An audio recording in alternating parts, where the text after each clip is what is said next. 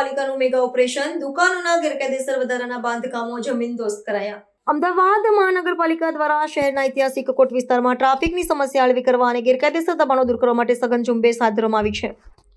આ ઝુંબેશના ભાગરૂપે આજે દિલ્હી દરવાજા નજીક આવેલી અનેક દુકાનો દ્વારા કરવામાં આવેલા વધારાના ગેરકાયદેસર બાંધકામો પર પાલિકાના એસ્ટેટ વિભાગે તવાઈ બોલાવી હતી. આ કાર્યવાહી દરમિયાન કોઈ અનિચ્છનીય બનાવ ન બને અને કાયદો વ્યવસ્થા જળવાઈ રહે તે હેતુથી શાહપુર પોલીસ સ્ટેશનના કર્મચારીઓનો ચુસ્ત બંદોબસ્ત પણ સાથે રાખવામાં આવ્યો હતો.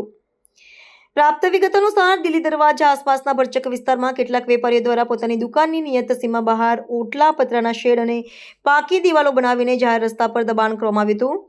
આ દબાણોના કારણે વાહન ચાલકો અને રાહદારીઓને અવરજવરમાં ભારે મુશ્કેલીનો સામનો કરવો પડ્યો હતો.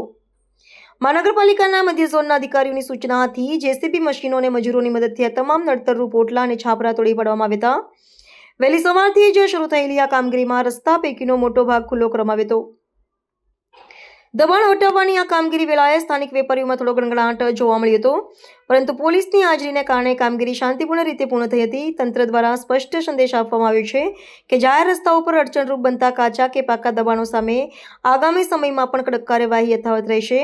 આ ડ્રાઈવના કારણે દિલ્હી દરવાજા જેવા અત્યંત વ્યસ્ત વિસ્તારમાં ટ્રાફિકનું ભાન ઘટશે અને નાગરિકોને સુવિધા મળશે તેવી આશા વ્યક્ત કરવામાં આવી રહી છે.